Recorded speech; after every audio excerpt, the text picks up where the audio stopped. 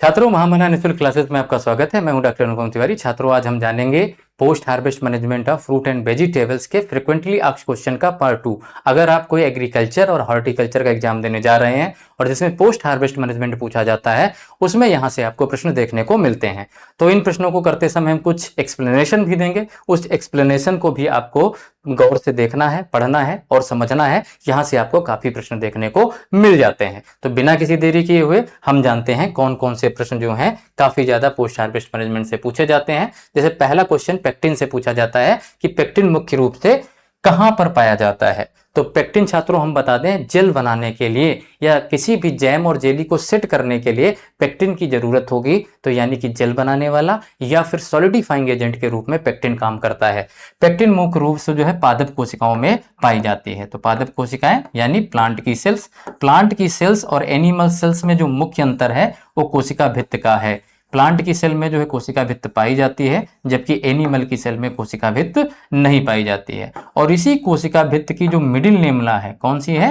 मध्य फल भित्त है, वहीं पे या मध्य कोशिका भित्त, सॉरी, वो जो है उस पे क्या पाया जाता है? पेक्टिन पाया जाता है। तो पेक्टिन कहाँ पाया जाता है? कोशिका की भित्ति में या मध्य पटलिका पे पाया जाता है। ठीक है, ये आप जान गए। आप दूसरा अंतर क्या होता है पादप कोशिका और एनिमल कोशिका में? पादप कोशिका में क्लोरोप्लास्ट पाया जाता है, जबकि एनिमल कोशिका में क्लोरोप्लास्ट नहीं पाया जाता है। इसीलिए एनिमल्स जो हैं वो हेट्रोटॉपिक नेचर के होते हैं। तो सॉलिडिफाइंग एजेंट है या जिलेटिंग एजेंट है या सेटिंग एजेंट है।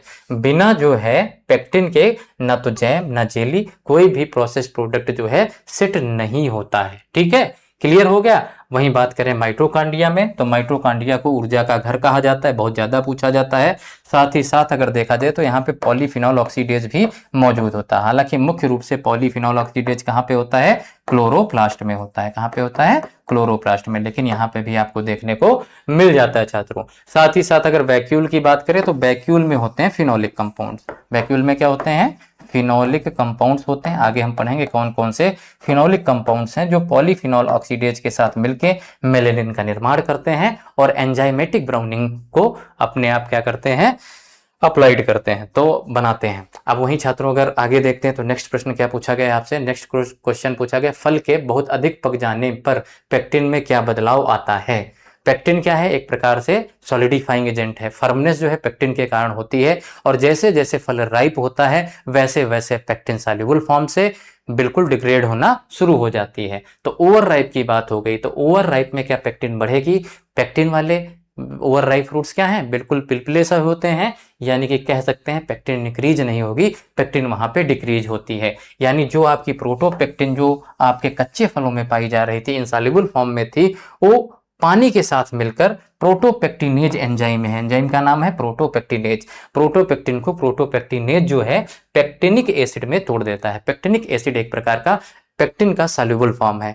वहीं यही पेक्टिन एसिड का जो है पेक्टिनिक एसिड का मिथाइलेशन हो जाता है और मिथाइलेशन के बाद जो है पेक्टिनिक मिथाइल बन जाती है। ठीक है, और ये जो है पेक्टिन मिथाइल जो है पेक्टिक एसिड में चेंज हो जाती है। ठीक है, ये लास्ट फॉर्म है जो ओवर राइप फ्रूट्स में पाई जाती है। इट टर्न्स इनटू स्टोन, ये पत्थर जैसा नहीं हो पाएगा और ना ये पूरी तरह गायब होती है। यानी सिंपली जो है ऑप्शन बी इसका सही है, यह पेक्टिन एसिड में बदल जाती है। कौन से एसिड में बदल जाती है? पेक्टिक एसिड में बदल जाती है। किससे बदलती है? पेक्टिनिक एसिड से पेक्टिक एसिड में। एंजाइम कौन सा होता है आपका? पेक्टिन मिथाइल एस्टरेज जो है इसका क्या है? एंजाइम है। आगे देखते हैं छात्रों, पोटेशियम मेटाबाइसल्फाइड परिरक्षण के लिए कौन सी गैस छोड़ता है? तो पोटेशियम मेटाबाइसल्फाइड है, सल्फाइड नहीं सल्फाइड है। तो केएमएस इसका फार्मूला क्या होता है? K2H2O5। ये कुल ये देखोगे तो SO2 गैस को क्या करता है? विमुक्त करता है और SO2 गैस जो है एक प्रिजर्वेटिव का काम करती है। ठीक है, तो K2SO2O5 में जब पानी मिलता है तब क्या बन जाता है? 2KHSO3 बन जाता है और इसी से SO2 गैस निकलती है। 1 ग्राम KMS से लगभग जो है 0.76 ग्राम SO2 प्राप्त होती है। जब भी हम SO2 की कैलकुलेशन करते हैं तो इस फार्मूले में करते हैं। 1 ग्राम KMS जो है इतनी जो है 0.57 6 ग्राम SO2 देता है। इसको मिलीग्राम में भी लिख सकते हैं, 576 मिलीग्राम जो है SO2 किससे रिलीज होती है, 1 ग्राम KMS से रिलीज होती है। तो आपको जितनी रिक्वायर्ड क्वांटिटी है उस हिसाब से यहाँ से हम क्या कर सकते हैं, हल कर सकते हैं। छात्रों, भारतवर्ष में अगर देखा जाए FSSAI के कारण अनुसार जो है 2 प्रकार के प्रिजर्वेटिव आप यूज कर सकते हैं। पहला होता है class first preservative. Class first preservative की प्रोसेस प्रोडक्ट में परिरक्षण के लिए डालने वाली मात्रा निर्धारित नहीं होती है, आप किसी भी मात्रा में डाल सकते हैं, लेकिन क्लास 2 के लिए एक मात्रा बनाई गई है। ठीक है, जैसे आरटीएस में देखोगे तो 100 ppm जो है आपको सोडियम बेंजोएट डालने की अनुमति होती है और 70 ppm जो है आपके लिए SO2 आप डाल सकते हो। तो क्लास 2 प्रिजर्वेटिव अगर देखा जाए, केवल 2 ही क्लास 2 प्रिजर्वेटिव हैं जो फ्रूट और वेजिटेबल प्रोडक्ट्स में डाले जाते हैं। पहले का नाम है KMS, पहले का क्या नाम है, KMS पोटेशियम मेटाबाइसल्फाइड, इससे निकलती SO2 गैस। दूसरे का नाम है सोडियम बेंजोएट, दूसरे का नाम क्या है, सोडियम बेंजोएट, इससे क्या निकाला जाता है, बेंजोइक एसिड। तो कौन कौन से 2 जो हैं आपके प्रिजर्वेटिव आप डाल सकते हैं फ्रूट और वेजिटेबल प्रोडक्ट में, एक SO2 और दूसरा बेंजोइक एसिड। SO2 के सेट्स में जो है KMS यूज करते हैं और बेंजोइक में सोडियम बेंजोएट। अगर मान लो SO2 और सोडियम बेंजोएट नहीं आके पोटेशियम बेंजोएट आता है तो वो भी एक प्रिजर्वेटिव का काम करेगा। ठीक है, तो ये होते हैं क्लास 2 के प्रिजर्वेटिव। क्लास 1 में कौन कौन से हो गए, जैसे शुगर एक क्लास 1 का प्रिजर्वेटिव है। ऐसे ही अगर आप देखोगे साल्ट भी क्लास 1 का प्रिजर्वेटिव है। फिर आप बात करेंगे ऑयल की, ऑयल भी क्लास 1 का प्रिजर्वेटिव है।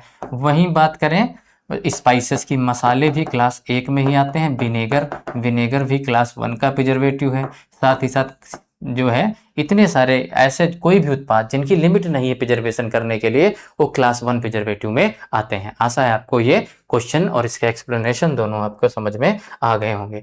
अगला प्रश्न छात्रों देखते हैं, पूछा गया है कि टमाटर सॉस को निम्नलिखित में किसके उपयोग द्वारा संरक्षित किया जाता है। तो टोमेटो सॉस जो है, ये टोमेटो में जो रंग पाया जाता है वो किसके कारण होता है, लाइकोपीन के कारण होता है। किसके कारण होता है, लाइकोपीन के कारण होता है। और जो आपका पोटेशियम मेटाबाइसल्फाइड होता है छात्रों, ये एंथोसाइनिन वाले और लाइकोपिन वाले जितने भी पिगमेंट वाले पदार्थ हैं उनका कलर जो है उड़ा देता है। ठीक है, आपने देखा होगा, हाई स्कूल में पढ़ते होंगे, क्लोरीन और सल्फर डाई ऑक्साइड के जार में जब गीले रंगीन फूल डाले जाते हैं तो क्या होता है, तो ये एंथोसाइनिन या लाइकोपिन वाले जो भी आपके ऐसे पिगमेंट वाले प्रोडक्ट होंगे, अगर हम उसमें SO2 as a preservative use करेंगे तो सिंपली इसका कलर जो है वो क्या हो जाएगा, ब्लीच हो जाएगा। इसीलिए एंथोसाइनिन युक्त पदार्थों के लिए हम पोटेशियम मेटाबाइसल्फाइड का यूज नहीं करते हैं। एग्जाम में भी आपके पूछा जाता है, STA में पूछा भी गया था कि कलर वाले कौन से कलर्ड जो हैं प्रोडक्ट, तो कलर्ड प्रोडक्ट में कौन से प्रिजर्वेटिव का उपयोग करेंगे, कौन से प्रिजर्वेटिव, क्लास 2 प्रिजर्वेटिव के। अब कई सारे आपके एग्जाम में प्रश्न पूछ सकता है, जैसे पूछ सकता है निम्नलिखित में से कलर्ड वाले प्रोडक्ट में कौन सा क्लास फर्स्ट प्रिजर्वेटिव यूज करेंगे। अब यहाँ पे क्या बताया कि कलर्ड प्रोडक्ट हैं, कैसे प्रोडक्ट हैं, कलर्ड प्रोडक्ट हैं, हालांकि केवल एंथोसाइनिन के लिए हैं, कलर प्रोडक्ट हैं, और पूछ लिया कौन सा क्लास फर्स्ट प्रिजर्वेटिव यूज करेंगे। ठीक है, अब इसमें ऑप्शन दे दिया आपका, पहले आपका दे दिया सोडियम बेंजोएट दे दिया, दूसरा KMS दे दिया, तीसरा जो है आपका दे दिया शुगर दे दिया, और चौथा दे दिया आपका दूसरा और तीसरा। तो यहाँ पे क्या पूछा है, क्लास फर्स्ट प्रिजर्वेटिव कौन सा यूज कर सकते हैं। ऊपर वाले क्लास 2 प्रिजर्वेटिव हैं, ये नहीं कि जल्दबाजी में पहुंच गए कलर्ड पूछा है तो हम सोडियम बेंजोएट लगा दें, क्योंकि KMS में तो कलर्ड में डालेंगे नहीं, वहां पे आपकी गलत हो जाएगी। अगर एग्जामिनर आपको जो है परेशान करना होगा तो ऐसे क्वेश्चन पूछ लेगा, तो आपको वहां पे हल करना होता है। तो यहाँ पे जो सही ऑप्शन होगा वो सोडियम बेंजोएट होगा। साइट्रिक एसिड एक प्रकार का फूड एडिटिव है, ये क्या है, एक प्रकार का फूड एडिटिव है। यहाँ पे पूछा गया कौन सा मुख्य जो है टमाटर सॉस में जो है संरक्षण जो है मुख्य रूप से सोडियम बेंजोएट से किया जाता है। साइट्रिक एसिड फूड एडिटिव भी है, और साथ साथ में अगर देखा जाए तो पैसिवली रूप से ये प्रिजर्वेटिव का काम करता है, लेकिन एक्टिव रूप इसका नहीं है। इसका मेन काम है शुगर एसिड के रेशियो को बनाए रखना, एक्टिव काम। और पैसिव काम क्या है, ये pH को क्या कर देता है, कम कर देता है। वहीं एसिटिक एसिड का भी यही काम है। एसिटिक एसिड भी एक पैसिव प्रिजर्वेटिव भी है और साथ साथ में एक फूड एडिटिव भी है, लेकिन मुख्य रूप से कौन से, सोडियम बेंजोएट। जब एक प्रिजर्वेटिव के साथ जो है दूसरा प्रिजर्वेटिव, तीसरा प्रिजर्वेटिव यूज किया जाता है तो इसको बोलते हैं हर्डल टेक्नोलॉजी। से क्या बोलते हैं, हर्डल टेक्नोलॉजी के नाम से जानते हैं। हाइड्रल टेक्नोलॉजी का मतलब होता है कि प्रिजर्वेशन की एक से अधिक टेक्नोलॉजी यूज करना हाइड्रल टेक्नोलॉजी छात्रों कहलाता है। और जैसे आप हर्डल वाली रेस देखते हैं, बाधा दौड़, ऊपर जो है हर्डल्स बने होते हैं और लोग कूद के जो है आगे चले जाते हैं। नेक्स्ट प्रश्न देखते हैं छात्रों, आपका क्या पूछा जाया गया है। The preservation of fruit juice by adding high concentration of sugar is due to, चीनी की उच्च सांद्रता मिलाकर फलों के रस का परीक्षण किसके कारण होता है। ठीक है, तो इसमें पहला जो है आपका प्लाज्मोलाइसिस है, प्लाज्मा लाइसिस, जहां पे लाइसिस जुड़ा हो, प्लाज्मा का खत्म होना। दूसरा है आपका ऑक्सीडेशन, दूसरा क्या है, ऑक्सीडेशन है। फिर है आपका हाइड्रोलाइसिस और नेक्स्ट वन इज द हाइड्रोजनीकरण। तो इसमें जो है मुख्य जो है आपका कौन सा होगा, प्लाज्मोलाइसिस होगा या ऑक्सीडाइजेशन होगा या फिर जो है हाइड्रोलाइसिस होगा। ठीक है, तो चीनी को छात्रों जानते हो कि चीनी की सांद्रता अगर 66% से ऊपर है, कितने से ऊपर है चीनी की सांद्रता, अगर जो है 66% से ऊपर है तो चीनी एक प्रिजर्वेटिव का काम करती है छात्रों। किसका काम करती है, प्रिजर्वेटिव का काम करेगी चीनी। अगर कब करेगी, अगर जो कंसंट्रेशन इसकी जो है 66% से ऊपर है तो यह एक प्रिजर्वेटिव का काम करती है। क्यों करती है, क्योंकि इसमें एक्जो ऑस्मोसिस होता है। इसमें क्या होता है, एक्जो ऑस्मोसिस होता है। दो प्रकार के सॉल्यूशन होते हैं और उन सॉल्यूशन के आधार पे ही आगे का पूरा क्या होता है, कार्य होता है। तो देखो कैसे जो है इसका हम समझेंगे उत्तर। चीनी में कितने परसेंट जो है, कितने परसेंट चीनी, 66% से अगर ऊपर चीनी है तो क्या करती है काम, परिरक्षक का काम करती है। किसका काम करती है, परिरक्षक का काम करती है। ठीक है, यहाँ पे लिख लो 66% और यहाँ पे लिख लो परिरक्षक का काम करती है, यानी प्रिजर्वेटिव का काम करती है। क्यों प्रिजर्वेटिव का काम करती है, क्योंकि जब हम एक सोल्यूशन बनाते हैं और जिसमें कितनी है चीनी, 66% है, और जो हम इसमें फ्रूट डाले हैं, एक इसमें फ्रूट हमने क्या कर दिया, इंसर्ट कर दिया, तो फ्रूट के अंदर को जो सोल्यूशन होता है वो बाहर के सोल्यूशन से, फ्रूट के अंदर का सोल्यूशन हो जाएगा हाइपोटोनिक। हाइपो माने जिसकी सांद्रता क्या हो, कम हो, उसे क्या हम कहेंगे, हाइपोटोनिक। और जिसकी सांद्रता ज्यादा हो उसे क्या कहेंगे, हाइपरटोनिक। जैसे आप कहते हो ना हाई ब्लड प्रेशर, तो उसको क्या बोल देते हैं आपको, हाइपरटेंशन है। और लो ब्लड प्रेशर तो हाइपोटेंशन। ऐसी तरह की ग्लूकोज भी होता है, हाइपोग्लूकेमिया और हाइपरग्लूकेमिया। तो यहाँ पे जो है हाइपरटोनिक सोल्यूशन हो जाता है और अंदर का हाइपोटोनिक सोल्यूशन हो जाता है। तो यहाँ जितना भी आपका पानी है वो बाहर की तरफ मूवमेंट करता है by a semi permeable membrane, और इसी को कहते हैं एक्जो ऑस्मोसिस। तो एक्जो ऑस्मोसिस का मतलब क्या है, सॉल्वेंट का हाई कंसंट्रेशन से कहाँ जाना। यहाँ पे दो चीजें एक बार और अच्छे से समझ लो, फिर कहोगे सर आप गलत बता रहे हो। एक चीज होती है सॉल्यूशन, क्या होती है, सॉल्यूशन। सॉल्यूशन में दो चीजें होती हैं, एक होता है सॉल्वेंट, क्या होता है, सॉल्वेंट, और दूसरा क्या होता है, सॉल्यूट। हिंदी वाले बच्चे क्या समझेंगे, घोलक है, घोल है, घोल में एक जो है घोलने वाला जिसको घोलक बोलते हैं। ठीक है, या इसको हम क्या कहते हैं, विलायक। इसको हिंदी में सही क्या बोलेंगे, विलायक। और दूसरा होता है विलय, जो उसमें विलायक में घोला जाता है। अब जब भी हम ऑस्मोसिस की परिभाषा लिखते हैं तो मूवमेंट किसका होगा, सॉल्वेंट का, घोलक का मूवमेंट, वाटर। तो वाटर ज्यादा हाइपरटोनिक सोल्यूशन में होगा या हाइपोटोनिक सोल्यूशन में होगा, तो वाटर ज्यादा होगा हाइपोटोनिक में, सॉल्यूट्स में कम पाया जाएगा। तो हाइपोटोनिक सोल्यूशन में अगर छात्रों देखोगे तो वाटर ज्यादा है, तो ज्यादा वाटर से कम वाटर की ओर क्या कर रहा है, मूवमेंट कर रहा है। ठीक है, तो यहाँ पे कह सकते हैं movement of solvent high concentration to low concentration. ठीक है, या अगर दूसरे भाषा में कहा जाए तो movement of water high low concentration of solute to high concentration of solute. ठीक है, सॉल्यूट का कंसंट्रेशन यहाँ कहाँ है, इस ओर है, by semi permeable membrane is known as osmosis. और ये कौन सा ऑस्मोसिस हो रहा है, सेल के बाहर जा रही चीजें, तो इसको हम कहेंगे एक्जो ऑस्मोसिस। तो एक्जो ऑस्मोसिस के कारण जो है इसका पानी बाहर निकल आता है और जो भी अवेलेबल वाटर होता है, अवेलेबल वाटर जो भी यूज नहीं हो रहा है, अवेलेबल वाटर या एक्टिव वाटर जो है पूरी तरीके से खत्म हो जाता है और इसके अंदर के जितने भी माइक्रोब्स हैं वो भी खत्म हो जाते हैं, उनकी सेल भी मर जाती हैं, क्योंकि सेल का हो जाता है प्लाज्मोलाइसिस। क्या हो जाता है, प्लाज्मोलाइसिस। प्लाज्मा का खत्म होना ही क्या कहलाता है, प्लाज्मोलाइसिस। ऑक्सीडेशन आता नहीं, ऑक्सीडेशन जो है किसके कारण होता है, ऑक्सीजन के जुड़ने के कारण, जो रिएक्टिव ऑक्सीजन्स होती हैं इनके कारण ऑक्सीडेशन हो सकता है। हाइड्रोलाइसिस माने पानी का जो है नुकसान, तो पानी का नुकसान होता है, लेकिन मुख्य रूप से जो है प्लाज्मोलाइसिस होता है। इसीलिए किसका plasmolysis, of the bacterial cell और के लिए कह सकते हैं। अगला जो है हाइड्रोजेनाइजेशन भी नहीं है, तो यहाँ पे क्वेश्चन ए जो है वो सही है। इसका नाम क्या है? प्लाज्मोलाइसिस। ठीक है, क्लियर हो गया। नेक्स्ट बढ़ते हैं छात्रों। अगला प्रश्न पूछा है आधुनिक कैनिंग के जनक के रूप में किसे जाना जाता है? तो आधुनिक कैनिंग के रूप के जनक में जो है किसको जाना जाता है? निकोलस एपर्ट को जानते हैं। निकोलस एपर्ट के नाम पे ही इस प्रोसेस का नाम जो है एपर्टाइजेशन पड़ा। क्या पड़ा? एपर्टाइजेशन पड़ा। तो निकोलस एपर्ट ने कैनिंग प्रोसेस दी थी। उन्होंने क्या बताया कि कोई भी अगर फूड मटेरियल है, कोई भी फूड है, उस फूड को हम क्या कर लें? स्टेराइल कर लें। क्या कर लें? स्टेराइल कर लें, यानी विसंक्रमित कर दें, और उसे किसी कैन में जो पहले से स्टेराइल है, वो क्या है? स्टेराइल पहले से है, डाल के क्या कर दें? बंद करके अगर बंद करना यानी इसके ऊपर और अंदर जो है फिर वायु ना जाने पाए, इस कंडीशन को क्या कहते हैं? हर्मेटिकली कंडीशन, यानी अंदर की वायु अंदर रह जाएगी और बाहर की बाहर रह जाएगी, कोई भी फॉरेन मटेरियल भी इसके अंदर छात्रों नहीं जा पाएगा। तो इसको हम क्या कहेंगे? कैनिंग कहेंगे। कैनिंग एक प्रकार की प्रोसेसिंग है जिसमें स्टेराइल प्रोड्यूस को स्टेराइल कंटेनर के अंदर हर्मेटिकली सील करके स्टेरलाइजेशन किया जाता है। इसे क्या कहते हैं? कैनिंग कहते हैं। और ये प्रोसेस किसने दी थी? निकोलस एपर्ट ने दी थी। निकोलस एपर्ट किस कंट्री के थे? आप कमेंट करके हमें बता सकते हो। ये वर्ल्ड वार द्वितीय के समय जो है बहुत ही ज्यादा क्या हुई थी? पॉपुलर हुई थी। तो आधुनिक कैनिंग के जनक के रूप में है निकोलस एपर्ट को जाना जाता है। ठीक है, अगला क्वेश्चन छात्रों क्या पूछा गया है उसको भी हम ध्यान से पढ़ लेते हैं।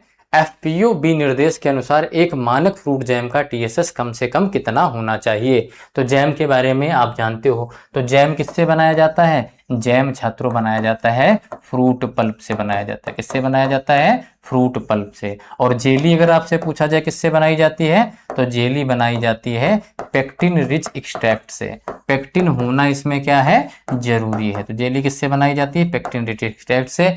और जैम किससे बनाया जाता है? फ्रूट पल्प से बनाया जाता है। अगर आपसे पूछा जाए मार्मालेड किससे बनाया जाता है? मार्मालेड किससे बनाया जाता है? तो मार्मालेड जो है एक प्रकार की जेली ही है, लेकिन उसमें सिट्रस के जो हैं पील होते हैं। क्या होते हैं? सिट्रस के पील या श्रेड्स होते हैं। इसके क्या होते हैं? श्रेड्स जो हैं पाए जाते हैं, तब बनता है मार्मालेड बनता है। तो जैम, जेली, मार्मालेड तीनों के बारे में आप है जान गए। तो जैम के लिए कौन से फ्रूट जो हैं उपयोगी होंगे? ऐसे फ्रूट्स जिनमें क्या पाया जाता है? Pulpy fruit. चाहे बनाना हो, बनाना में पल्प पाया जाता है, चाहे एप्पल हो, पल्प होना चाहिए, उसी से जैम जो है आपका बन जाएगा। यहाँ तक कि छात्रों जैम में देखेंगे तो कद्दू का भी जैम बना के क्या कर देते हैं? मिक्स कर देते हैं कभी कभी। हालांकि ज्यादातर जो कद्दू है वो मिक्स होता है टोमेटो सॉस में। किसमें मिक्स होता है? टोमेटो सॉस में। आगे हम बात करेंगे। तो जेली जो है पेक्टिन रिच एक्सट्रैक्ट से बनाई जाती है। इसके लिए जो सुटेबल फ्रूट्स हैं कौन कौन से हैं? पहले हो गया गुआवा। गुआवा में पेक्टिन पाई जाती है।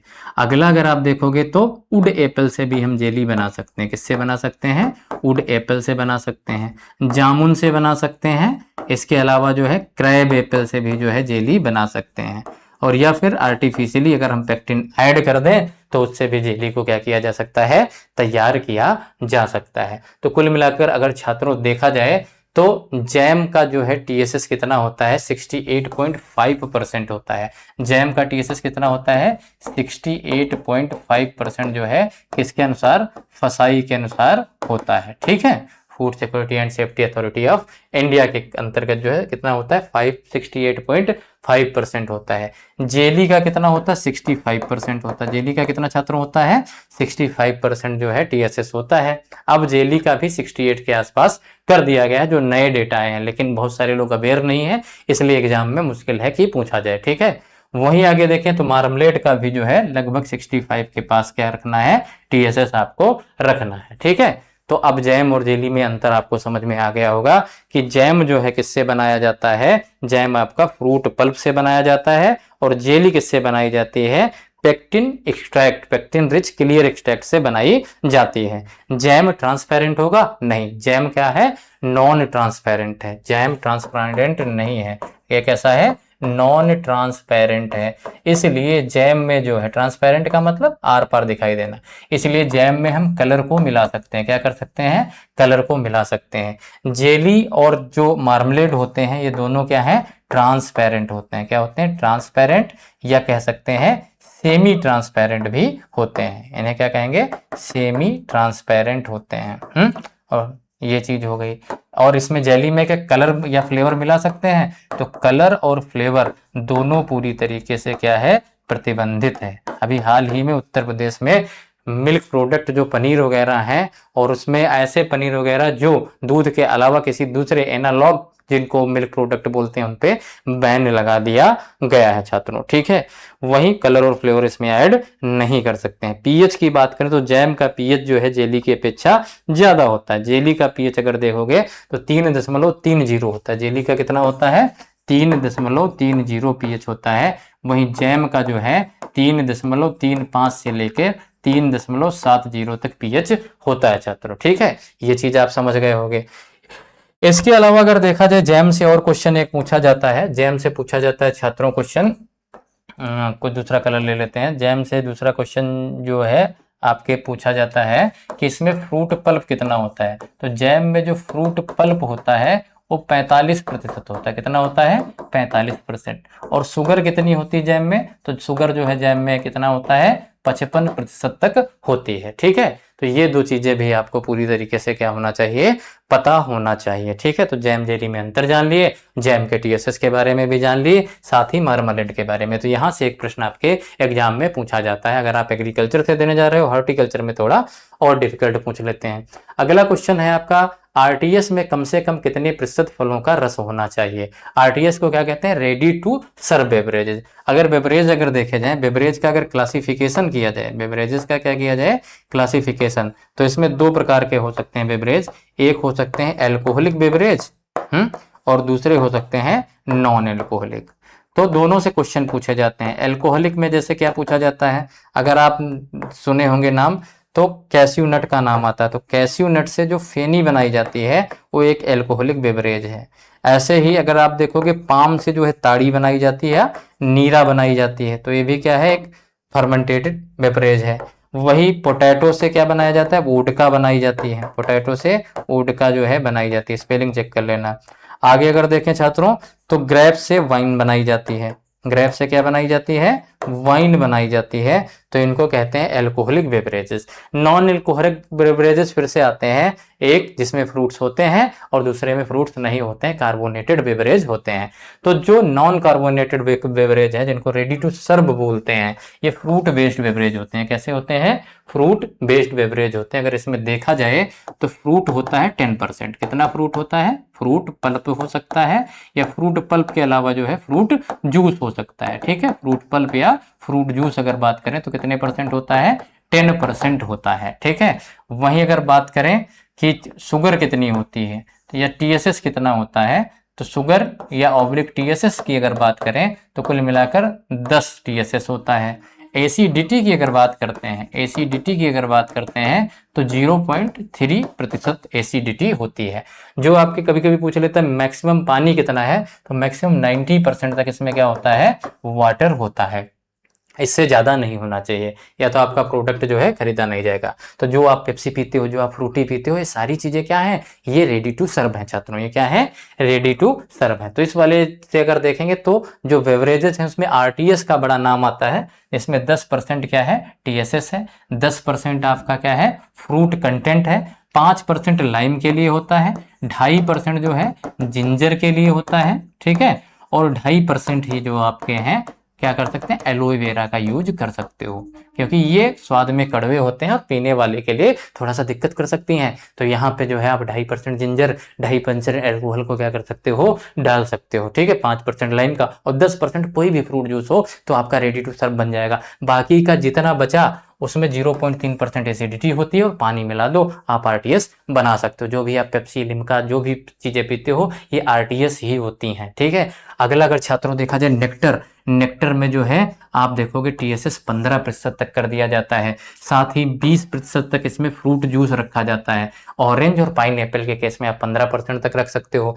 0.3% जो है मैक्सिमम इसकी एसिडिटी होती है। कार्डियल में 30% तक फ्रूट जूस है। कार्डियल में नेक्टर का जस्ट 2 गुना जो है टीएसएस है। कितना है? 30% टीएसएस है। ठीक है, जूस कितना कार्डियल में होता है? 25% होता है। मस्ट बी क्लियर, ये क्लियर होना चाहिए, इसमें किसी प्रकार के सस्पेंडेड पार्टिकल मटेरियल नहीं होने चाहिए। वहीं 1.5% तक इसकी एसिडिटी होती है। तो अगर देखोगे 30 TSS है, तो यहाँ पे 10 TSS वाला बनाना है तो 2 कप पानी, 2 कप जो है आप वाटर ले सकते हो और 1 कप जो है कार्डियल लेके पी सकते हो। हालांकि इसका उपयोग अमेरिका जैसी कंट्री में शराब के साथ पीने के लिए किया जाता है, ठीक है, काफी महंगा बिकता है। स्क्वैश का अगर आपसे पूछे तो बता देना इसका TSS 40% होता है, यानी 1 कप जो है स्क्वैश से कुल मिलाकर 4 कप जो है RTS बनाया जा सकता है। फ्रूट परसेंटेज जो है 25% ही है और एसिडिटी इसकी जो है 1 से 1.5% तक होती है।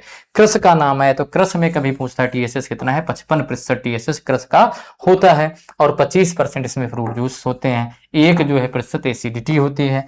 सिरप जिसको शरबत बोलते हो तो 65% कम से कम इसमें होना चाहिए TSS और 25% फ्रूट जूस और 1 से 1.5% तक एसिडिटी अगर होगी तो आपकी सिरप बन जाएगी। सिरप पीते हो, वही सिरप की बात यहाँ पे की जा रही। तो यहाँ से भी प्रश्न आपके पूछा जाता है। तो RTS में कितने % जो है फलों का रस होना चाहिए? मैक्सिमम 10% जो है मिनिमम इतना होना ही चाहिए। इसके जैसे जैसे ऊपर जाएंगे नेक्टर, कार्डियल और स्क्वैश आपका बनता रहेगा। नेक्स्ट प्रश्न देखते हैं छात्रों, पूछा गया है लाई पीलिंग किस रसायन का उपयोग करके छिलका उतारने की विधि है? ये हम आपको बता चुके हैं कल ही। लाई पीलिंग जो है 1 से 2%, ठीक है, ये शायद पूछा भी गया था आपका किसमें, आपके राजस्थान जो MP का RAU में देख दे रहे हो, तो इसमें लाई क्या है? 1 से 2% NaOH के सोल्यूशन को क्या कहते हैं? लाई कहते हैं। क्या कहते हैं? लाई कहते हैं। कितनी देर के लिए सोल्यूशन में डुबोया जाता है? 0.5 से लेकर 2 मिनट तक डुबोया जाता है। इसमें जो है कितने % तक बढ़ा सकते हैं? 5% तक, डिपेंड करता है कि कौन सी कमोडिटी है। टेम्परेचर इसका कितना रखते हैं? 90 से 100 डिग्री सेल्सियस रखते हैं और इसमें स्किन अपने आप जो है छूट जाती है, छिल जाता है। प्लम जो है लाई पीलिंग के द्वारा ही क्या किए जाते हैं? प्रोसेस किए जाते हैं। साथ साथ में हमने एक और चीज आपको बताई थी, अगर आपको ध्यान होगा, फ्लेम पीलिंग। क्या बताया था? फ्लेम पीलिंग इसमें की जाती है? गार्लिक में की जाती है। तो जो लोग गाँव के हैं देखते होंगे, लहसुन लिया और गार्लिक को क्या कर लिया? फ्लेम में लगाया। तो फ्लेम पीलिंग किसमें की जाती है? गार्लिक में की जाती है, ठीक है। और लाई पीलिंग जो है पीचेज वगैरह में कॉमर्शियली रूप से की जाती है। लाई क्या है? लाई NaOH का सोल्यूशन है। सोडियम कास्टिक सोडा का क्या है? सोल्यूशन है। इसके बाद इसे न्यूट्रलाइज भी किया जाता है। डाइल्यूटेड जो है H2SO को डाइल्यूटेड होना चाहिए, या HCl से हम क्या कर देते हैं? डाइल्यूट भी कर देते हैं, जिससे कि ये पूरा का पूरा जो एल्कली नेचर का है ये क्या हो सके? खत्म हो सके। अगला प्रश्न देखते हैं छात्रों, क्या पूछा जा सकता है आपसे? निम्नलिखित में से किसे वर्ग 2 परिरक्षक के रूप में वर्गीकृत किया गया? तो हमने आपको बताया कि क्लास 2 के जो परिरक्षक हैं वो कौन से हैं? सोडियम बेंजोएट और दूसरा KMS, क्योंकि KMS से निकलती है SO2 और सोडियम बेंजोएट से जो है निकलता है बेंजोइक एसिड। क्या निकलता है? Benzoic acid. तो यही 2 चीजें जो हैं वो क्या होती हैं? निकलती हैं। और यही 2 फ्रूट और वेजिटेबल में इनकी अनुमति है। इसके अलावा आप जो है कोई भी प्रिजर्वेटिव फ्रूट और वेजिटेबल प्रोडक्ट में नहीं मिला सकते। साल्ट, शुगर और विनेगर जो है ये क्लास 1 में आते हैं छात्रों। तो पोटेशियम मेटाबाइसल्फाइड क्या करता है? SO2 मुक्त करता है। तो इसका प्रयोग जो KMS का किसमें करते हैं? कलरलेस फ्रूट हैं जिसमें कलर नहीं है या जिनमें एंथोसाइनिन नहीं है, एंथोसाइनिन नहीं है। आम में देखोगे इसका प्रयोग करोगे तो कोई दिक्कत नहीं आती है। तो KMS पोटेशियम मेटाबाइसल्फाइड जो है SO2 मुक्त करता है और हल्के रंग के फूल जैसे स्क्वैश है या आम के लिए किया जा सकता है। लेकिन सोडियम बेंजोएट जो है रंगीन फल, टमाटर उत्पादों के लिए सोडियम बेंजोएट का उपयोग करोगे। अगर सॉर्बिक एसिड भी एक प्रिजर्वेटिव है, पनीर और बेकरी उत्पाद में सॉर्बिक एसिड डालते हैं, फल सब्जियों में नहीं, पनीर और बेकरी उत्पादों में हम सॉर्बिक एसिड डालते हैं। प्रोपियोनिक एसिड देखते हैं ब्रेड और केक में पड़ा होता है। वहीं नाइट्रेट और नाइट्राइड जो है मांस और मीट का संरक्षण करने के लिए डाला जाता है, ठीक है। तो कुल मिलाकर आप जो है ये वाला प्रश्न अच्छे से समझ गए होंगे। आगे छात्रों है, एक अच्छी गुणवत्ता वाली जेली में आदर्श अम्लता कितनी होनी चाहिए? तो एक अच्छी अगर गुणवत्ता वाली जेली है तो मिनिमम क्या होता है? जेली में 0.5% एसिडिटी होती है। मिनिमम कितनी होती है? 0.5% जो है मिनिमम एसिडिटी होती है। इसके बाद ऑप्टिमम कितनी है? 1%। ऑप्टिमम जो है कितनी है? 0.75%। और अगर देखा जाए मैक्सिमम एसिडिटी कितनी है तो मैक्सिमम जेली में जो है कितनी होती है? 1%। जेली बनाया किससे जाता है? क्लियर पेक्टिन रिच एक्सट्रैक्ट से, clear pectin rich fruit extract से आपसे क्वेश्चन पूछा जा सकता है, किससे बनाया जाता है, ठीक है। फलों के नाम भी हमने आपको बताए थे, गुआवा से बनाया जा सकता है। इसके अलावा और किससे बनाया जा सकता है, इसके अलावा आपका क्रैब एप्पल हो गया, इसके अलावा आपका जो है सिट्रस ग्रुप्स के फ्रूट्स हो गए, उनसे भी जो है आप क्या कर सकते हो, बना सकते हो। जेली का हमने pH 3.30 बताया था और ये भी बताया था कि इसमें किसी भी प्रकार का कलर या फ्लेवर हम जो है ऐड नहीं करते हैं छात्रों, किसी भी प्रकार का कलर और फ्लेवर ऐड नहीं करते हैं। और TSS कितना बताया था, 65% के आसपास क्या होता है इसमें, TSS होता है। कितना होता है, 65% जो है TSS होता है मिनिमम।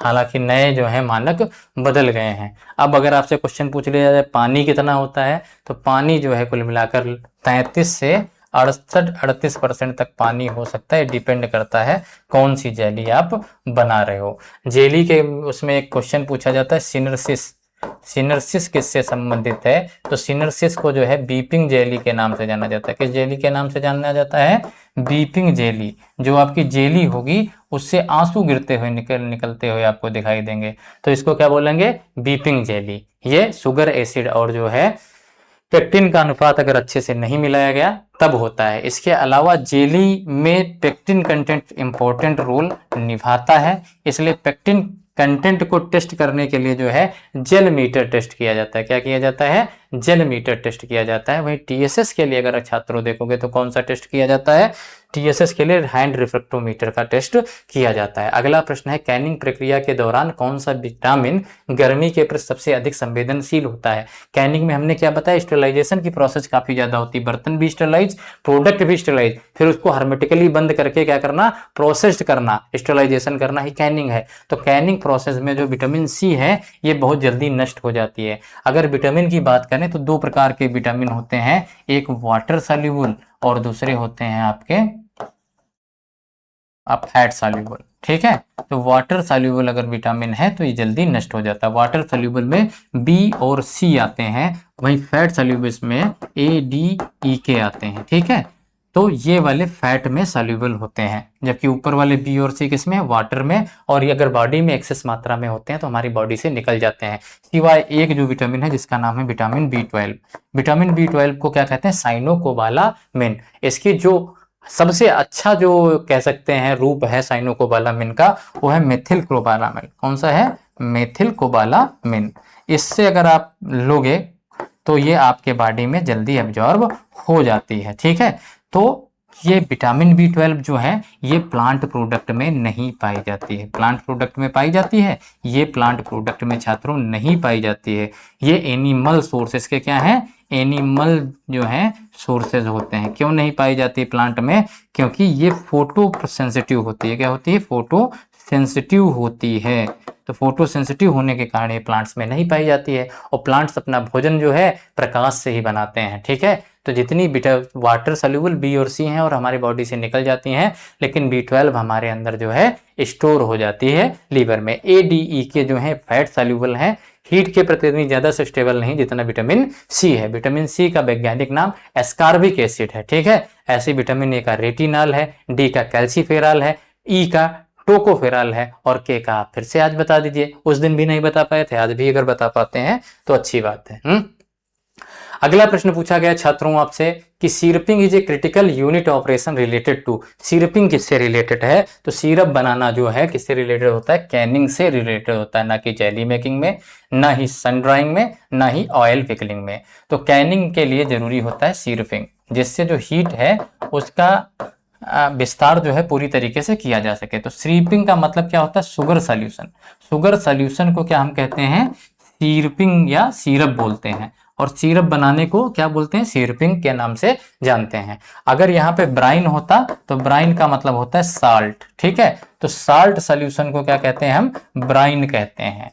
अगर साल्ट सॉल्यूशन है तो उसे ब्राइन कहेंगे, और अगर शुगर सॉल्यूशन है तो उसे सिरप के नाम से जाना जाता है। ये कैनिंग में किया जाता है, जिससे हीट जो है आप यूनिफॉर्मली आपके प्रोडक्ट में पूरी तरीके से प्रसारित हो सके, इसके लिए किया जाता है। तो सिरपिंग और ब्राइनिंग जो है किससे संबंधित है, कैनिंग से संबंधित है। सिरपिंग जो है फ्रूट्स में की जाती है, किसमें की जाती है, फ्रूट्स में की जाती है क्योंकि एसिडिक नेचर के होते हैं, और ब्राइनिंग जो है वेजिटेबल्स में की जाती है। किसमें की जाती है छात्रों? वेजिटेबल्स में की जाती है। समझ में आ गया?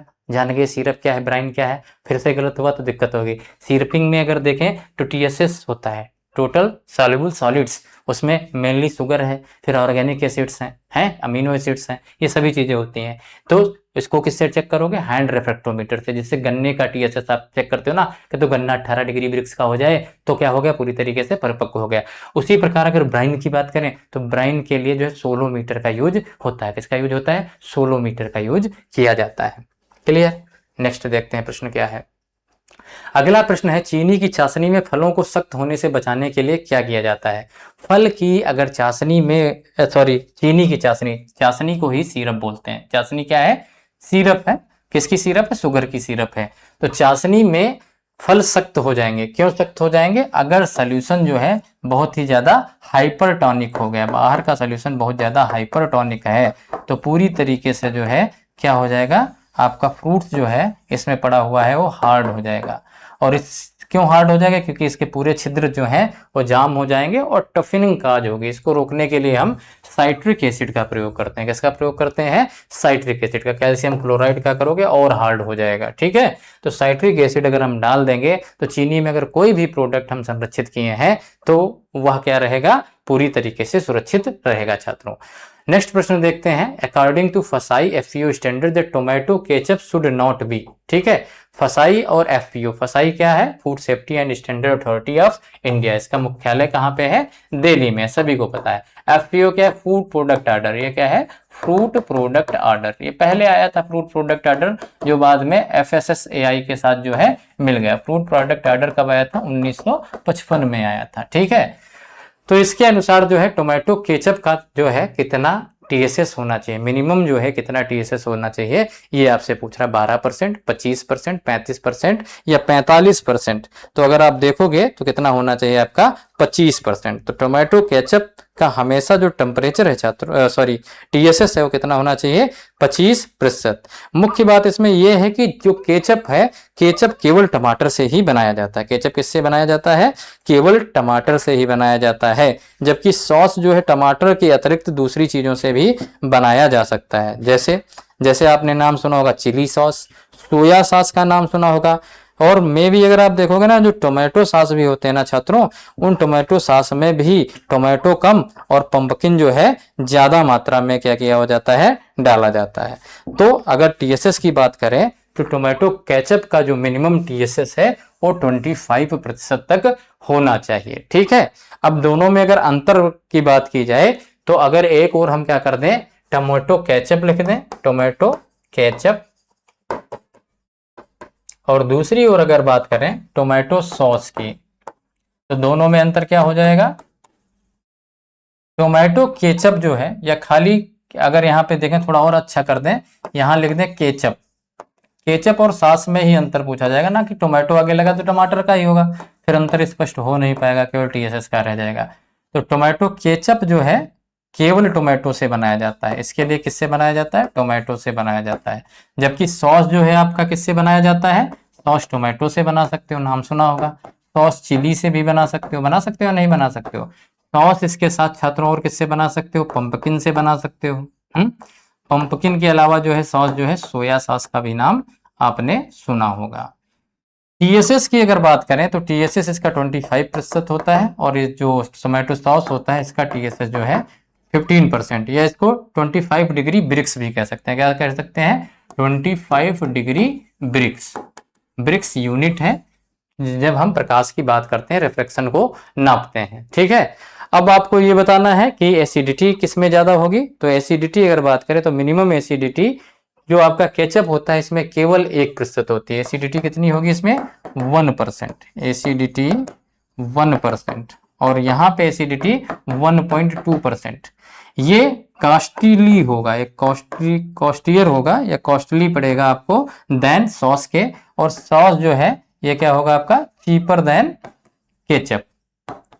केचप से ये क्या होगा? चीप होगा, जबकि आपका केचप जो है क्या होगा? कॉस्टली होगा। ठीक है, इसके अलावा छात्रों अगर देखा जाए तो केचप जो है केवल आपका जो है रेड कलर का ही आपको देखने को मिलेगा, कोई ग्रीन कलर का केचप नहीं लेगा, कहेगा टमाटर से बना तो रेड होना चाहिए, जबकि आपका सॉस जो है ग्रीन रेड इस सारी तरीके से हो सकते हैं। तो आपसे ये प्रश्न पूछे जाते हैं, इसलिए इनको ध्यान में आपको रखना है छात्रों। आगे बढ़ते हैं और देखते हैं नेक्स्ट प्रश्न आपका क्या है। ठीक है, समझ में आ रहा, समझ में ना आ रहा हो, कुछ चेंज करना हो तो अब बता दो। Which microorganism is considered the most heat resistant and dangerous in canned fruit?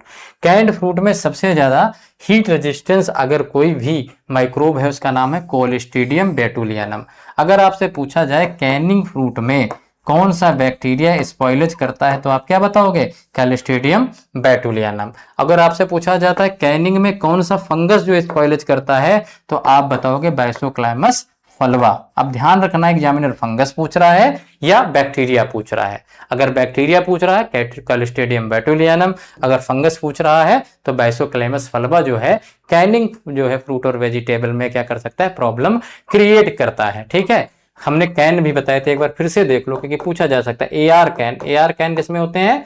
Fruits के लिए या एसिडिक कमोडिटी के लिए होते हैं, इसको एसिड रेजिस्टेंट कैन बोलते हैं। अगले सल्फर रेजिस्टेंस कैन जो होते हैं वेजिटेबल्स के लिए होते हैं। किसके लिए होते हैं? वेजिटेबल या एल्कली प्रोडक्ट के लिए जो है होते हैं।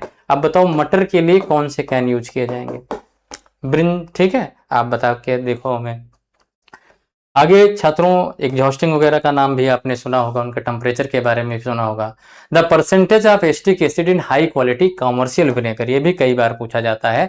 जो विनेगर होता है उसमें कितना जो है एसिटिक एसिड पाया जाता है छात्रों? तो विनेगर में 4 से 5% तक एसिटिक एसिड पाया जाता है। अगर हम 4 से 5% एसिटिक एसिड ले लें और उसमें पानी में मिला दें वाटर में, तो ये विनेगर बनके क्या हो जाता है? तैयार हो जाता है। तो जो एप्पल का विनेगर होता है उसको क्या बोलते हैं? एप्पल साइडर के नाम से जानते हैं। तो एप्पल साइडर ही किससे बनाया जाता है? आपसे पूछ सकता है साइडर किससे बनाया जाता है, तो आप बता देंगे किससे बनाया जाता है? एप्पल से बनाया जाता है। आपसे ऐसे मिलान वाले भी क्वेश्चन पूछ सकता है। यहाँ आपके फेनी हो गया, दूसरी ओर आपका साइडर हो गया, फिर आपका नीरा हो गया और last one is the kanji. ठीक है, आपसे जो है ये पूछ सकता है कांजी। अब इनको मिलाने के लिए दूसरी ओर दे सकता है, ये हो गया ए बी सी डी और इधर हो सके आपका 1 2 3 और फिर 4। अब इनको मिला दो तो फेनी और यहाँ पे 1 पे दे दिया कैस्यू नट, 2 पे दे दिया एप्पल। ठीक है, कैस्यू नट में भी कैस्यू एप्पल। वहीं नीरा में दे दिया आपका पाम और फिर जो है कांजी में दे दिया आपका ब्लैक कैरेट, चुकंदर से भी बनाई जाती है।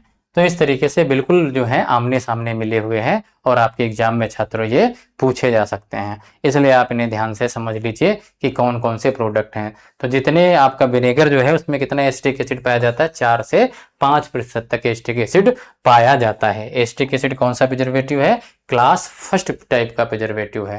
ताजे कटे हुए सेबों में देखा जाने वाला भूरापन किसका परिणाम है? तो जो ताजे कटे सेब हैं या फिर आप देखे होंगे ब्रिंजल हैं, ब्रिंजल माने बैंगन हो गए या फिर हो गए एप्पल, तो इनको अगर हम काट दें और काटने के बाद अगर हवा में छोड़ दें तो ये ब्लैक कलर के हो जाते हैं, ब्राउन कलर के हो जाते हैं। और ये ब्लैक और ब्राउन कलर एक एंजाइम से होता है जिसका नाम है पीपीओज, पॉलीफिनॉल ऑक्सीडेज। आपके एग्जाम में पूछ सकता है पॉलीफिनॉल ऑक्सीडेज। ठीक है, इसी के कारण जो है आपकी क्या होती है? ब्राउनिंग होती है। और ये एंजाइम को डीएक्टिवेट करने का काम कौन सी प्रक्रिया करती है? ब्लांचिंग प्रक्रिया करती है। कौन सी करती है? ब्लांचिंग ये एंजाइम्स को डीएक्टिवेट कर सकता है। ठीक है, ब्लांचिंग एक जो है शॉर्ट ड्यूरेशन का हीट ट्रीटमेंट है जिसे पार बॉइलिंग के नाम से भी जाना जाता है छात्रों। तो यहाँ पे अगर देखा जाए तो जो भी आपका पीपीओज होता है ये माइटोकॉन्ड्रिया में पाया जाता है। एक तो हमने बता दिया था आपको, ठीक है, माइटोकॉन्ड्रिया में, लेकिन इससे ज्यादा कहाँ पे पाया जाता है? प्रचुर मात्रा में क्लोरोप्लास्ट में पाया जाता है, क्लोरोप्लास्ट में पाया जाता है। तो क्लोरोप्लास्ट से जो है पीपीओज जो है निकल के बाहर आता है जब इंजरी होती है और यहीं वैक्यूल होती है। क्या होती है? वैक्यूल, रिक्तिका। रिक्तिका के अंदर फिनोलिक कंपाउंड होते हैं और इनके साथ जब ऑक्सीजन की उपस्थिति में जो है रिएक्शन करती है तो क्या बनाती है? मेलेनिन बनाती है। ठीक है, एक ब्राउन प्रोडक्ट बनाती है छात्रों। तो अगर आप देखें कौन कौन से प्लांट, जैसे एप्पल में कौन सा पाया जाता है फिनोलिक कंपाउंड, उसका नाम है क्लोरोजेनिक एसिड। क्लोरोजेनिक एसिड जो है एप्पल में पाया जाता है और पोटैटो में पाया जाता है। अगर आपसे पूछा जाए कि अंगूर में कौन सा जो है वो ऐसा फिनोलिक कंपाउंड है जिसके कारण ब्राउनिंग होती है, तो कैटचिन होता है। वहीं एपीकैटचिन जो है चाय और सेब में पाया जाता है। किसमें पाया जाता है? चाय और सेब में। चाय भी तो बुरी कर देती है। डोपामाइन का नाम सुना होगा, ठीक है। केले के छिलके और गूदे में क्या पाया जाता है? डोपामाइन, गाना वाला डोपामाइन ना। और टायरोसिन जो है मशरूम और आलू में पाया जाता है। तो आप फिनोलिक कंपाउंड्स के बारे में छात्रों निश्चित तौर पे समझ गए होंगे। नेक्स्ट देखते हैं छात्रों कौन सा प्रश्न जो है आपसे पूछा जा सकता है। साधारण नमक मुख्य रूप से किस प्रकार का एक प्रभावी परिरक्षक के रूप में कार्य करता है? तो ये जो है increasing the acidity of product, नमक एसिडिटी नहीं बढ़ाता है। नमक तो बनता ही कब बनता है? जब न्यूट्रलाइजेशन की क्रिया होती है तब नमक है बनता। ठीक है। रिड्यूसिंग वाटर एक्टिविटी या और ऑस्मोसिस, पानी की सक्रियता कम कर सकता है। ये बिल्कुल सही बात है कि पानी की सक्रियता को कम कर देने से कारण एक्टिव ऑस्मोसिस के कारण जो है नमक जो है संरक्षक का काम करता है। प्रोवाइडिंग इसेंशियल मिनरल्स, ये इसेंशियल मिनरल्स नहीं देता है। न ही फ्रूट का जो है कलर चेंज करके परिरक्षित करता है। परिरक्षित करने का मतलब है कि वाटर एक्टिविटी को कम कर देना। जितना फ्री वाटर कम होगा उतना ही माइक्रोब्स कम आएंगे छात्रों। इसीलिए जितने भी नमक हैं, चीनी हैं, इनसे जो भी प्रोडक्ट होते हैं ये ऑस्मोडिहाइड्रेटेड प्रोडक्ट होते हैं। ठीक है।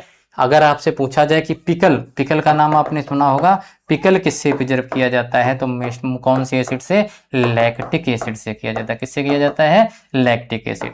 जो लैक्टोबैसिलस जो है बैक्टीरिया के कारण जो है लैक्टिक एसिड बनता है। तो फर्मेंटेशन भी आप कई प्रकार के जो है पढ़े होंगे। जैसे पहला एल्कोहलिक फर्मेंटेशन, ये सैक्रोमाइसस ईस्ट के कारण होता है। दूसरा आपने पढ़ा कि यही सैक्रोमाइसस ईस्ट जब एल्कोहल बनाता है तो ये एल्कोहल एसिटिक एसिड में चेंज हो जाती है, जिसको एस्टिक एसिड फर्मेंटेशन के नाम से जाना जाता है। और तीसरा जो है लैक्टिक एसिड फर्मेंटेशन है। शुगर जो है किसमें चेंज हो जाती है? आपके लैक्टिक एसिड में, लैक्टोबैसिलस के कारण। ठीक है। तो अगर आप जाएंगे पोस्ट हार्वेस्ट वाले में तो उसमें डिटेल में बताया गया है, तो आप यहां से भी समझ सकते हैं। अगला क्वेश्चन है कार्बोनेटेड पेय पदार्थों में कार्बन डाइऑक्साइड पानी के साथ मिलाकर कौन सा अम्ल बनता है? तो कार्बन डाइऑक्साइड जब पानी से मिलती है तो कार्बोनिक एसिड बनता है। इससे फ्रूट्स जो है, वेजिटेबल्स या जो भी आपके बेवरेजेस हैं वो सुरक्षित रहते हैं। कार्बन डाइऑक्साइड जो है गले में स्पार्कलिंग इफेक्ट देती है। ठीक है। इसके साथ साथ में ये जो है शीतलक का काम करता है कार्बन डाइऑक्साइड, और साथ में प्रिजर्वेटिव भी है।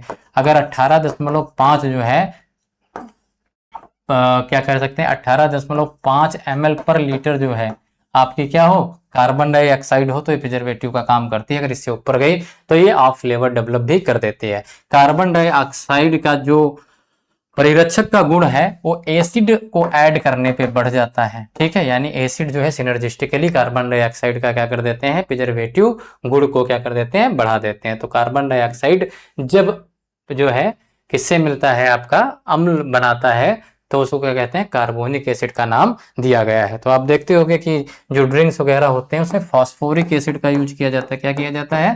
Phosphoric acid. जितने भी आपके बेवरेज हैं, सॉफ्ट ड्रिंक है, उसमें सब फास्फोरिक एसिड पड़ा हुआ है। अब इसको जो है एक नाम से देते हैं कि इस एसिड का क्या नाम है, वो हम बता देंगे आपको लास्ट वाले में, पार्ट 3 में। ठीक है। और अब हम एक दिन में 2-2, 3-3 पार्ट इसके डालते रहेंगे। तो फास्फोरिक एसिड जो है पड़ा होता है। तो इसलिए अगर देखोगे तो फ्रूट और वेजिटेबल में ज्यादातर साइट्रिक एसिड का उपयोग करते हैं छात्रों। अगला प्रश्न क्या कह रहा है? अगला प्रश्न कहता है विकिरण को कोल्ड स्टरलाइजेशन के रूप में जाना जाता है। विकिरण को कोल्ड स्टरलाइजेशन क्यों कहा जाता है? क्योंकि ये रेफ्रिजरेटर के अंदर होता है। तो विकिरण का मतलब होता है ई रेडिएशन। ई रेडिएशन जो बहुत ज्यादा पॉपुलर है उसका नाम है गामा ई रेडिएशन। क्या नाम है? गामा ई रेडिएशन के नाम से पॉपुलर है। और ये गामा किरणें कहाँ से पाई जाती हैं? कोबाल्ट 60 से मिलती हैं। इनका काम क्या होता है? पहला तो है म्यूटेशन काम करना।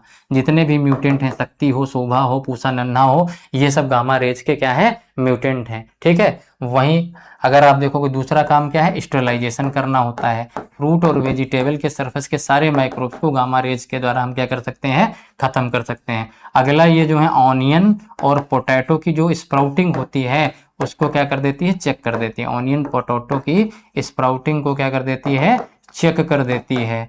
और नेक्स्ट अगर देखा जाए छात्रों तो कैंसर के ट्रीटमेंट में भी इसका प्रयोग किया जाता है। किसमें किया जाता है, कैंसर ट्रीटमेंट में किया जाता है। तो म्यूटाजन भी है, कैसा म्यूटाजन है, या एक फिजिकल म्यूटाजन है। कैसा म्यूटाजन है, एक फिजिकल म्यूटाजन होता है, ठीक है।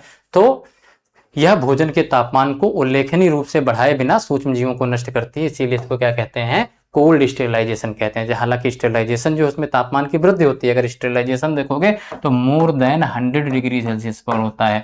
लेकिन अगर आप बात करेंगे कोल्ड स्टेरिलाइजेशन तो गामा रेज कोई भी तापमान आपका बढ़ाती नहीं है, वैसे ही स्टेरिलाइजेशन हो जाता है। इसीलिए हमें इसे क्या कहते हैं, कोल्ड स्टेरिलाइजेशन के नाम से जाना जाता है, ठीक है। इसके अलावा अगर छात्रों आपसे पूछा जाए कि प्रक्रिया के दौरान बर्फ के टुकड़ों का उपयोग होता है, पूरी तरीके से गलत है। वहीं यह केवल जमे हुए खाद्य पदार्थों पर काम करता है, ये पूरी तरीके से गलत है। इरिटेटेड प्रोडक्ट जो है बहुत सारे डेवलप्ड कंट्रीज में अलाउड है और इंडिया में भी अब तो बिकते हैं, लेकिन इसके लिए आपको एक जो है मार्क लगाना होगा कि ये प्रोडक्ट इरिटेटेड है। अगर किसी को खाना है तो खाइए, नहीं खाना हो तो मत खाइए। नेक्स्ट देखते हैं छात्रों,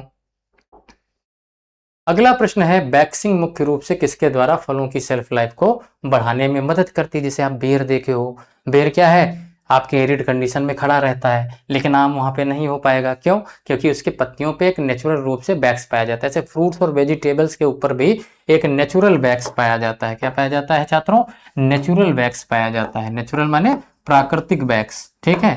और इस नेचुरल वैक्स का नाम क्या है, एजीटीए वालों इसको ब्लूम बोलते हैं। क्या बोलते हैं, ब्लूम के नाम से जाना जाता है। इसे किस नाम से जाना जाता है, ब्लूम के नाम से जाना जाता है। जो नेचुरल वैक्स होता है इसे हम क्या कहते हैं, ब्लूम कहते हैं, ठीक है, याद रहेगा Bloom, that is natural wax. इसका काम क्या होता है, इसका काम होता है ट्रांसपिरेशनल रेट को क्या करना, कम करना। तो वैक्सिंग करने से क्या बैक्टीरिया को मारकर सेल्फ लाइफ बढ़ती है।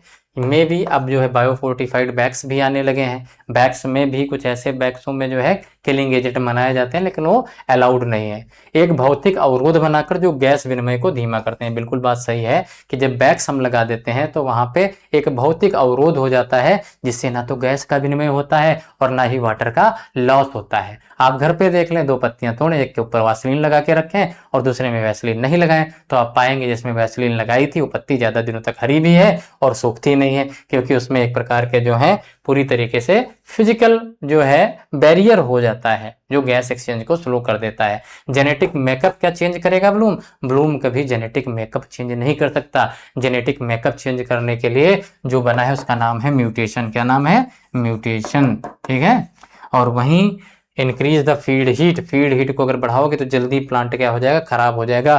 फील्ड हीट को घटाना हमारा उद्देश्य है, ना कि फील्ड हीट को छात्रों बढ़ाना हमारा उद्देश्य है।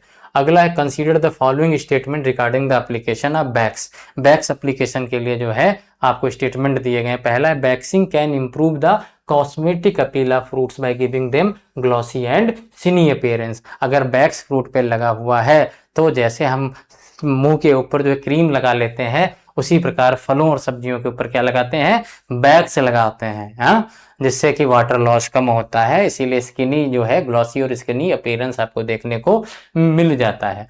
वही छात्रों excessive waxing can lead to anaerobic respiration and development of flavour. अगर आप एक्सेसिव वैक्सिंग कर दोगे तो ऑक्सीजन पूरी तरीके से जाना बंद हो जाएगा। अब जब पूरी तरीके से ऑक्सीजन बंद हो जाएगा तो एनारोबिक रेस्पिरेशन होगा, यानी रेस्पिरेशन की प्रोसेस केवल ग्लाइकोलिसिस तक ही क्या रहेगी, सीमित रहेगी। और वहीं पे छात्रों, वहीं पे क्या होगा, अल्कोहल बनेगी, दूसरे एसिड बनेंगे, फ्लेवर ऑफ हो जाएगा, हो जाएगा नहीं, लैक्टिक एसिड बन जाएगा, एसिटिक एसिड बन गया, तो वहां पे फ्लेवर क्या हो जाएगा, ऑफ हो जाएगा। ये भी बात सही है।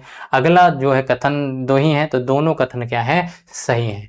जहां वैक्सिंग सुंदरता देती है वहीं ज्यादा वैक्सिंग कर दोगे तो एनारोबिक रेस्पिरेशन होगा, कि फ्रूट और वेजिटेबल्स प्लांट से हार्वेस्ट तो हो जाते हैं लेकिन ये जीवित रहते हैं। अब लिखा है जैम मुख्य रूप से किसके द्वारा संरक्षित किया जाता है, तो जैम कम तापमान से नहीं संरक्षित किया जाता है। दूसरा अगर आप पूछा जाए हाई ऑस्मोटिक प्रेशर पे भी नहीं, नमक डालकर भी नहीं, कार्बोनेशन पे नहीं, तो इसमें कौन सा सही, high osmotic pressure of sugar. ठीक है, यहाँ जहाँ jam is preserve by sugar, ये आपको ध्यान रखना है, हम जो पढ़ाते जा रहे हैं आप पढ़ते जा रहे हो, कई बार बता दिया जैम किससे प्रिजर्व किया जाता है, शुगर से किया जाता है, high osmotic pressure of sugar के द्वारा जैम क्या, जैम, जेली, मार्मलेड, और इसके अलावा और कौन से हैं आपका प्रिजर्व, प्रिजर्व माने होता है मुरब्बा, प्रिजर्व माने क्या होता है, मुरब्बा, मुरब्बा चाशनी में डाल के क्या करता है, संरक्षित किया जाता है। कैंडी, कैंडी के बाद आते हैं crystallise and glaze fruit, crystallised and glazed fruit, ये सभी जो है शुगर से परिरक्षित किए जाते हैं, crystallise and glazed fruit. Crystallise fruit में चीनी के क्रिस्टल होते हैं और ग्लेज फ्रूट में पूरी तरीके से चीनी लपेट दी जाती है, जैसे शक्करपारा खाते हो। ठीक है, कैंडी आप जब आंवले की कैंडी खाए हो, बेल की कैंडी खाए हो, पिजर भी आंवले और बेल के बनते हैं। इसमें सबसे पहले फ्रूट या वेजिटेबल की प्रिकिंग की जाती है जिससे कि पूरी तरीके से उसके अंदर चीनी समा पाए। ठीक है, और फिर उसको अगर चीनी के सोल्यूशन में हम डालते हैं तो क्या हो जाएगा छात्रों, तब हो जाएगा प्रिजर्व, और चीनी के सोल्यूशन से बाहर निकाल के सुखा लेते हैं तो हो जाता है आपका कैंडी। तो ये प्रश्न आपको बिल्कुल नहीं भूलना है कि ये किस। छात्रों अब ये प्रश्न पढ़ते हैं, बीजों से प्राप्त होने वाला प्राकृतिक रंग एजेंट निम्नलिखित में से कौन सा है, तो बीजों से जो प्राकृतिक प्राप्त होता है इसका नाम है एनाटो। एनाटो एक प्रकार का प्लांट है जिसका नाम है बिक्सा ओरेलाना। बिक्सा ओरेलाना किस प्लांट को कहते हैं, सिंदूर प्लांट को कहते हैं। इसके अलावा इंडिगो कार्माइन क्या है, ये नील है, नील का पौधा है। एक और प्रकार का जो है जिसको कार्बनिक एसिड बोलते हैं, कार्बनिक एसिड को E120 से क्या किया जाता है, आप पूरी तरीके से प्रदर्शित किया जाता है। कभी भी कार्बनिक एसिड ना लिख के अब E120 लिखा जाता है। कार्माइन या नेचुरल रेड 4 के नाम से इसे जाना जाता है। ये किससे निकलता है, ये निकलता है डैक्टिलियोपियस कोकस से। ये एक प्रकार की स्केल इंसेक्ट है और ये स्केल इंसेक्ट जो है नागफनी के पत्तियों पे पाए जाते हैं। तो छात्रों जो लिपस्टिक होती है, जो सिंदूर होते हैं, जो कॉस्मेटिक प्रोडक्ट्स होते हैं, उनमें काफ़ी ज़्यादा इस रंग का उपयोग किया जाता है। तो जो लोग जो हैं वीगन हैं वो लोग क्या कर सकते हैं, अगर इन प्रोडक्ट को यूज करते हैं तो बंद कर दें। हालांकि साफ साफ लिखा होता है, एक लेवल लगा होता है। अगर आपका जो है एक ऐसे बना होगा क्या, पूरी तरीके से सिंबल बना होगा, अगर ये रेड है तो रेड है तो इसका मतलब ये क्या है, मांसाहारी है कोई भी प्रोडक्ट खाने वाला। और अगर यहाँ पे क्या है, ग्रीन है, तो इसका मतलब क्या है, ग्रीन कलर बता रहा है ये कैसा है, शाकाहारी है। तो जो भी आपका कार्बनिक एसिड E120 है छात्रों, ये एक इंसेक्ट से रिलेटेड क्या है, कलर है। ये काफी ज्यादा जो है रिटेनल कलर है, बहुत जल्दी उड़ता नहीं है, इसलिए इसका उपयोग जो है ज्यादा से ज्यादा जो है प्रोडक्ट में किया जाता है छात्रों। तो कुल मिलाकर ये प्रश्न थे आपके पोस्ट हार्वेस्ट मैनेजमेंट के। आगे एक ज्यादा में ज्यादा और आपको लाना पड़ेगा, इसके बाद आपका पोस्ट हार्वेस्ट मैनेजमेंट समाप्त हो जाएगा। महामना आपकी मनोकामना पूरी करें। धन्यवाद छात्रों। अगर आपको कोई सवाल है तो आप कमेंट बॉक्स में टाइप कर सकते हैं। धन्यवाद।